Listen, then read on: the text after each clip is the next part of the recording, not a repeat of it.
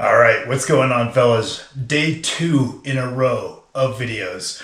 It got rather late in the day, and I was like, oh, god damn, it's not going to be a good look if I promise daily videos, and then literally the following day already fall off. I got to make something. And I'd actually been thinking about this a bit. I think I talked to a couple of my clients about it. I just wanted to make a quick video talking about the parallels that we can draw between ultimately how simple training can be in a zoomed out perspective and how simple nutrition can be in a zoomed out perspective. Obviously, the more we dig into the nitty gritty, we can get into some very advanced science of like what physiologically is happening. We can get into a lot of nuanced programming talk, just as we can kind of get into a lot of nuanced dieting talk. And the higher the level of the athlete that's performing, maybe the more level of nuance is necessary for their nutrition or for their performance. But I think when we zoom things out, we're going to see a lot of similarity in what most of the people that are good at their training are doing and what most of the people that are good at their dieting are doing. So the first parallel I kind of wanted to touch on is just that consistency is king. In both of these categories, someone who's applying, let's say 70% of what their ideal effort would be on a very consistent basis is going to get better results than someone who applies 100% sporadically. They burn out, they kind of then do 20%, 10% for a little bit, then they get their motivation back, they go back to 100. I've known a lot of guys that'll go nuclear in training like 1 day a week, and just in those spurts, they're training as hard as some of the strongest guys I've ever met. But it's not that hard to train like an animal for 1 day. I would rather see the guy that comes in and brings a very consistent level of effort, and sees that progression across time. I was actually talking to one of my clients the other day, and I was like, look, you're getting stronger block after block after block. Yes, we're not at 100% perfect outside the gym, and we're not at 100% perfect inside the gym, but clearly at your level as an intermediate, we are bringing sufficient effort to see forward progression, and that's okay. Eventually, there's going to come a point where, okay, intermediate level efforts outside and inside the gym aren't cutting it anymore. We need to ramp up to advanced to see that continued progress. But you don't necessarily need to force yourself to be at this level of adherence of an advanced athlete right off the bat. It's just kind of like the same thing as technique. We could kind of get perfect technique before we ever get strong and then add weight from there. Or we could say, okay, well, if I'm a beginner, it's okay if my form is beginner. If I'm an intermediate, I would like to have intermediate form. So as long as our form is progressing alongside our strength, that is okay as well. And that's kind of how I view that outside the gym process, right? So same thing with nutrition. I would rather say someone really be 70-80% adherent 7 days a week, and then really nailing it for 5 days and then going really off the rails for the other two. So the first parallel we can draw is that the people that are seeing the most success are bringing a pretty linear amount of effort, or at least their baseline is pretty good. Maybe they're bringing 70% as their minimum and it's 100% for 3 out of 7 days. That's awesome. But it's that progressing up that baseline effort. What's your worst day? And getting pretty good on your worst day. That kind of drives the results of seeing someone with good body composition changes or good fueling their performance and nutrition, and the same thing with how people apply themselves to their training. The second one I wanted to touch on is at its core, right? Training and nutrition is kind of identifying 6 to 15, that's a very ballpark number, but 6 to 15 things that work really, really well for you, and then just regulating the amount of those things that you eat depending on what phase of training we're in and what our goals are.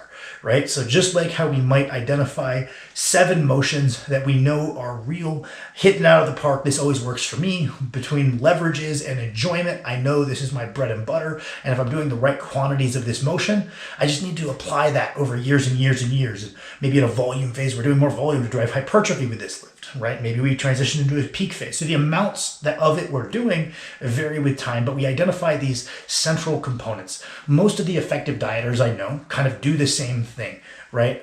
They'll identify that, okay, well, this is a very good protein source for me in certain phases of training. Let's say carb source would be a better one because protein's probably going to stay pretty consistent. But let's say carb source. This is a great carb source for me. It digests very well. I can eat it in high quantities. I enjoy it enough that I'm not going to burn out on this. In certain phases of training, when I'm bulking, I bring it way up high. In certain phases of training, when I'm cutting, I bring it way down low. And so it's the same thing as identifying these central things that are your fundamentals, right? You're probably picking them a list of kind of everybody's fundamentals. These are fundamental foods that most people find success with in a structured diet. These are fundamental exercises that many people find success with. You pick out the ones that work the best for you, and then we're just kind of applying a consistent effort of those, and then being cognizant about not which ones we're doing, but how much of them we're doing.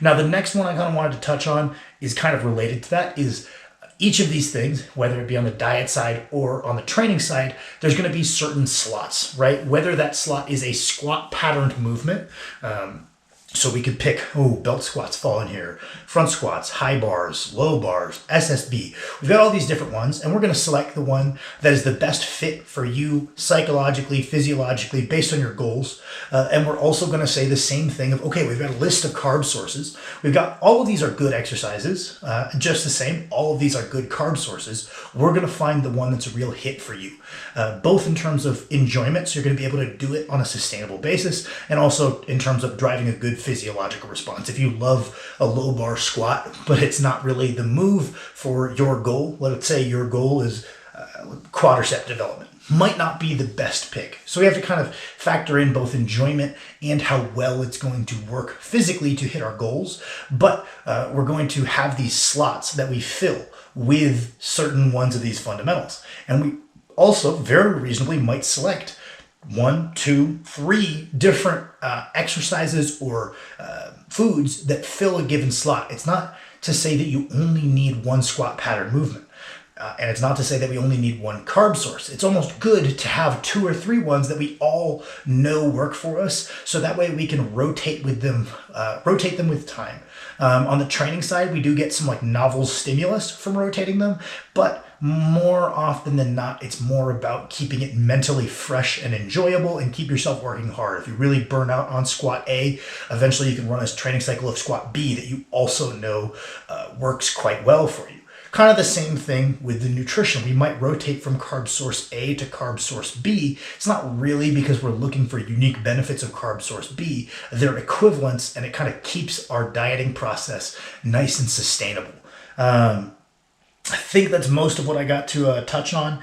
And then I just kind of wanted to say at the end, in my experience, a lot of becoming an advanced athlete is first identifying kind of what fills those fundamental roles. I guess we could go, A, what are the fundamentals, right? You got squat patterned, you got hinge patterned, you got like vertical press, horizontal press, pull, something maybe to develop the core, you've got knee flexion, whatever. Whether we want to view that from a bodybuilding perspective, so the fundamentals are more about the muscle groups, whether we want to view that from more of a strength training perspective and say, no, the fundamentals are movement patterns, and the musculature that does that is secondary. So instead of saying a squat patterned movement, one person might say quads, one person might say squat patterned, either or. But first we identify what these fundamental classes are. On the nutrition side, we might be identifying, okay, well, we've got our protein source, we've got our carb source, we've got our fat source. We probably have a veggie source with each meal for some additional micronutrients. Maybe we have specific micronutrients we know we need to hit. So we've got calcium source, but we have these fundamental things, and then we look through and we find them. But the first step would probably be identifying those fundamentals. The second step would be taking a look at kind of the most common ones, rather than looking for something that's going to make you super unique. We're probably going to look at the exercises that fill these slots, or the foods that fill these slots, that the most people have the most success from, as kind of our initial list to pick from. We find the ones that work very well for us, and then we really buy into these. We want to kind of become emotionally attached to these foods and these exercises, as long as they're well selected, because that's going to allow us to do this in an enjoyable fashion for a long time without feeling like it's a chore. And that's kind of what I wanted to get at, which is, I think that the next kind of step is to fall in love with those exercises that fit well for you. And, there's a potential deficiency there where, if we kind of let our emotions cloud our bias, maybe this motion isn't a hit anymore. Maybe if we weren't emotionally attached to it, we would realize that if we rotated out our high bars to SSB squats, it would be getting whatever the job we're trying to get done better. But that being said, I think we need some level of emotional attachment to continue this sustained effort on them for as long as we need to achieve our goals. Assuming our goals are remotely ambitious, there's a very big chunk of time associated with that. And if you're miserable for that time, good luck sticking with it without chronically changing things. So I'd say first is identifying like what are the fundamentals that relate to your goal, and then what are are the things that fit those fundamental slots the best for you, whether that be food or exercises. And then I think learning to love each of those exercises and learning to love each of those foods, learning how to prepare that food for you in a way that you enjoy eating is going to make it a lot easier to stick with it. Learning to look forward to the high bar squat day is going to make you work a lot harder and stick with it a lot longer. If you find, okay, well, beef messes up my stomach, I'm going to eat chicken, you better learn how to cook chicken in probably a couple different ways that you enjoy. Much the same if you think, okay, well, low bar isn't a hit for me, high bar is. Maybe learn to do a couple different variations of high bar that you enjoy, that you can rotate between, whether it be paused or whether it be beltless or whether it be sleeveless, whether it be 1 1/2, whether it be tempo. We get a couple of those that we can rotate between to keep things fun while still kind of striking that same beat on the drum that we know is necessary. And that's the high bar part, or that's the chicken part. Whether we're seasoning that chicken one way, we're putting a different sauce on it, we're still hitting that same beat, but we get to do it in a way that kind of scratches that itch for novelty in our life. So, bit rambly, but we're doing the everyday thing. I promise they'll get better with time. Thank you, boys, for watching.